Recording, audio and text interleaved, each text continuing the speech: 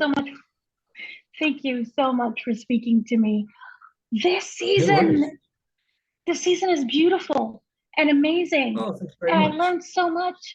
And so one of the things that I really wanted to know is with this season, kind of the show overall, there's so much variety that you offer. But how do you balance variety with making sure you have a cohesive narrative? Well, I think that's a great question. So, at Wildstar Films and working with National Geographic, one of America's national parks, we really wanted to tell stories from national parks that people would not have seen before. And we really wanted to put the national parks front and center. Often what we said from the beginning is that these are love letters to the national parks. And so we really wanted that to come across.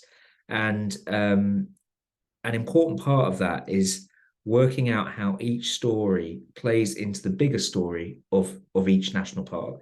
So, for instance, I'm just going to remind myself of the different shows. So, for instance, in Voyagers National Park in this season, it was really important for us to feature wolves because they're an apex predator in that national park and they really benefit the ecosystem. But also, we use hyperlapse photography to look at a world that you wouldn't normally see if you visit the national park, which is fungi, and looking at how actually all the plant life makes Voyagers National Park its unique self. And I think that, we were trying to make each national park like a person and that we were telling their life story. And that's why we've ended up with so much variety, because actually there is a lot of variety, but also there's a lot of different plants, different animals in each park, and often they are unique to that park and they tell a unique story about that park. What I also loved, again, speaking with the technology and the fungi that you said, for example, there are images that the human eye obviously cannot capture. Can you talk about finding the right technology to further tell the story, and how much did that impact both the narrative and what it was you wanted to either research or show the public? Well, we're very lucky at Wildstar Films. We have a tech department, and so we can go to them with a challenge, and we can say, "We want to film this." We've spoken to a scientist. We want to film this coral at night, and we need to see it fluoresce.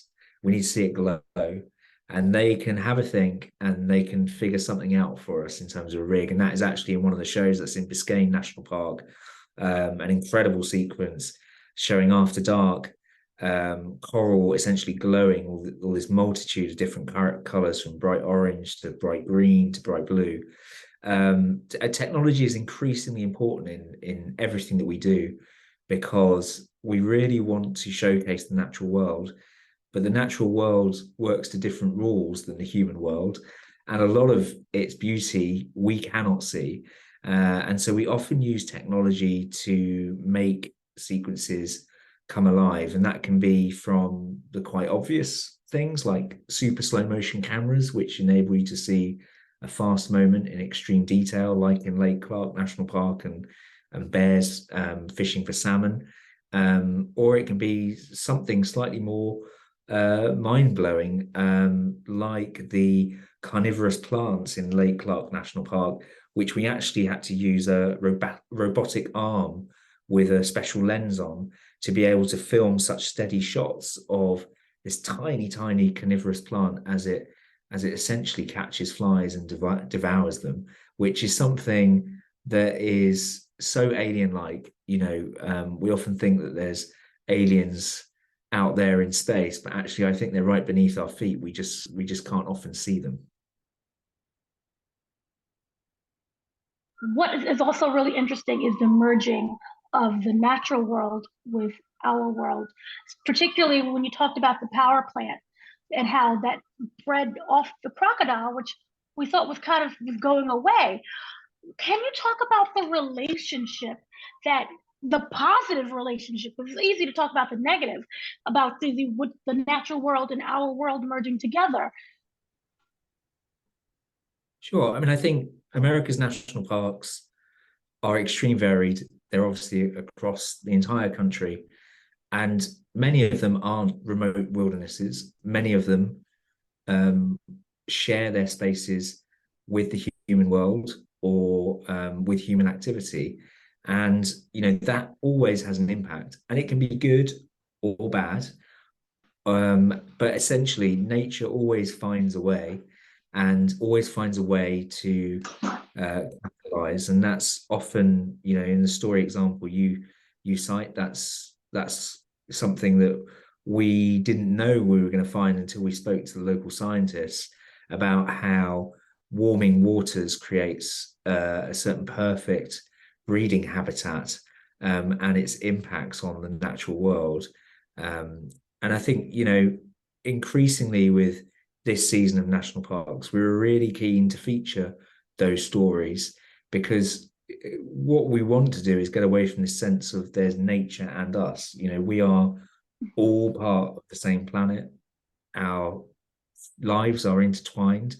And even in national parks that you might think you have nothing to do with, animals don't know boundaries. They don't know what a protected national park is. They will travel far out of the national park. They'll be in your backyard, and then they'll fly or trek hundreds of miles to the nearest national park. So I think an important takeaway message for us for the series is that, if you want to do something to protect the national parks, visit them and support them, but also look after your own backyard. It might not feel like you're doing much, but if we all looked after our little space on this planet, it would greatly benefit even the national parks and all the wildlife. Were there any lessons that you learned from season one that helped to prepare for season two and streamline it, make it easier? Well, both seasons were filmed almost back to back.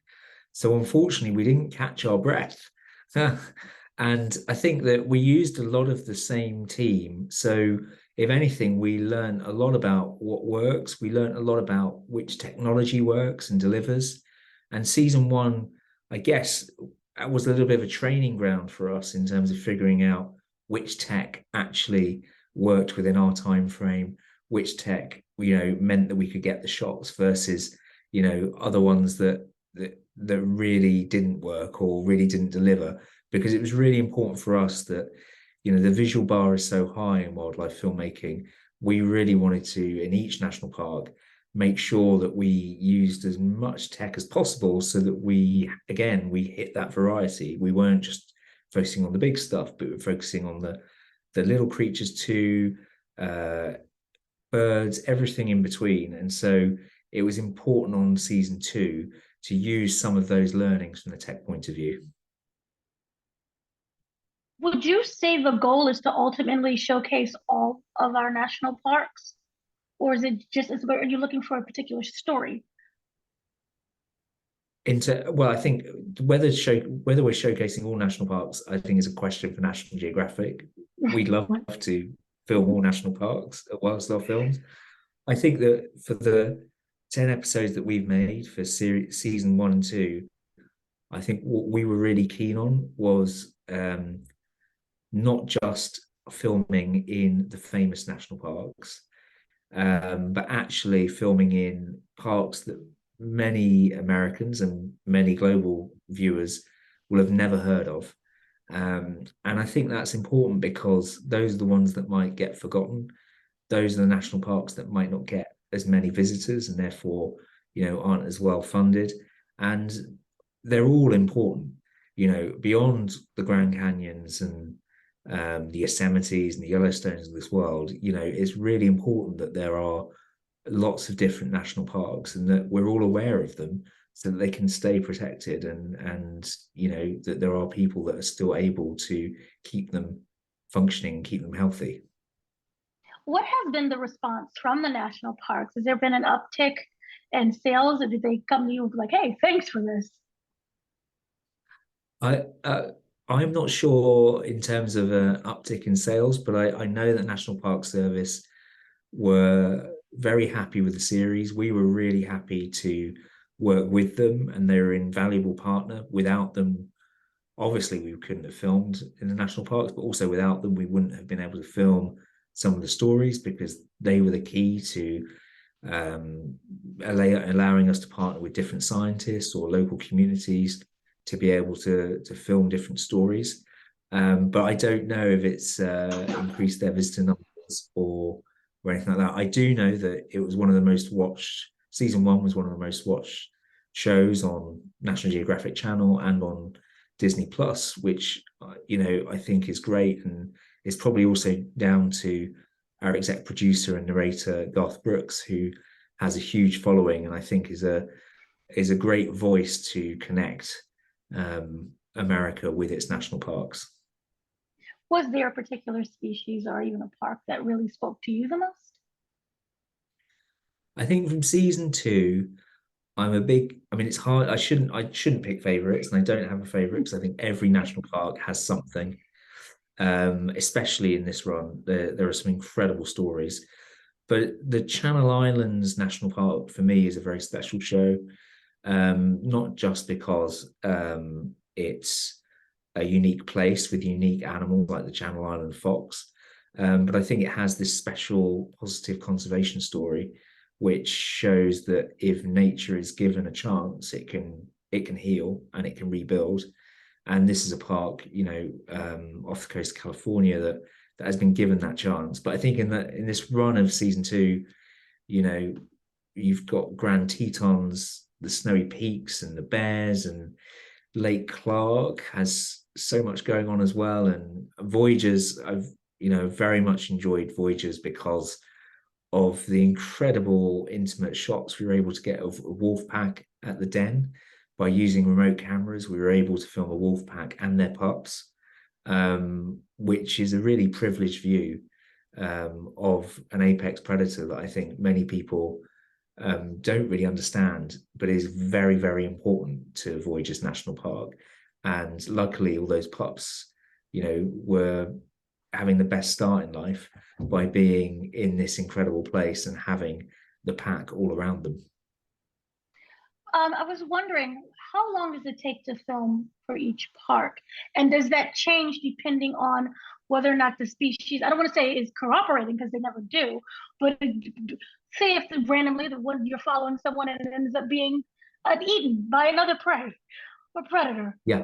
Does that change the length of how long you're filming there? So our filming windows are pretty set. And so for America's national parks, it was just over a year filming. So we have multiple crews out at multiple times. Mhm. We have many stories that we want to film, and everything you can think of goes wrong. Obviously, animals don't read the script, as you said. Weather is often different to what might be anticipated. The seasons might have changed, or maybe the breeding season's changed, or maybe the animal isn't where we thought it would be, or there's been a storm or something. So, wildlife filmmaking is a miracle that we get anything, and we're very lucky when we do. But it's also a test of patience and a real test of how creative you can be in the field, because that's where the real creativity comes. If an animal's not there, what can you film? Can you turn your lens to a different story? If the weather's not right, can that be part of the story? And often in America's national parks, that's what we did. We ended up filming storms, and that became part of the story because we were lucky enough to often be doing multiple trips to these parks over the space of a year. So in a lot of the episodes, we're telling a seasonal story across a year. And so even the things that went wrong became part of the story. And I think that's an important way that we get to understand the national parks as well, because that is part of their story. Do you prefer it that way? Because as you said before, it changes the story. So is it better to, in this case, learn on the fly as opposed to being so prepared for not knowing what, you're prepared so much that you seem to miss out on what could be happy mistakes? Everybody works differently. Everybody works Mhm. differently. So I think it depends. Every producer will give you a different answer. I think it's always good to be prepared, because if you know the show you want to make, you know how to change it when things go wrong. And often, what we try to do on America's National Parks is make a show that has many highs and lows. It has dramatic moments, it has sad moments, it has comical moments. Every show needs those. Every show needs that kind of ups and downs. And I think if you know that before you go somewhere, if something goes wrong, you know how to restructure the show. For instance, oh, that's gone wrong there. So that's going to be actually more of a dramatic point. So that means next I need something a bit more lighthearted. So I need to look at this next story that I'm filming and try and make it funny, or try and find the funny side to whatever this animal's doing or whatever this place is doing. So I think it's a little bit of a mix. You always want to be prepared though, so that you can make sure you're staying true to the story. And what we tried to do in America's National Parks was treat each park like its own human character, because they've all got distinct personalities. And that was often what the crews were going out with, is with that sense of, we want to tell the story of this park, this person, and its history and its story. And so that often became the backbone of what they were filming, regardless of what happened. When is that moment when you realize there's a story here? Because animals, again, there's no script, so it could be boring footage or exciting, but when is that moment when you realize there's something? I think the good thing about America's national parks is that the parks are the story, so we can always come back to the landscapes or the history, or the variety of animals that are in a certain national park to help move the story on. Often when you film something in the field, when you've got a moment. And then when you're in an edit with a show, that's when you kind of realize that actually there are other moments there, or hopefully you find out there's more than was thought.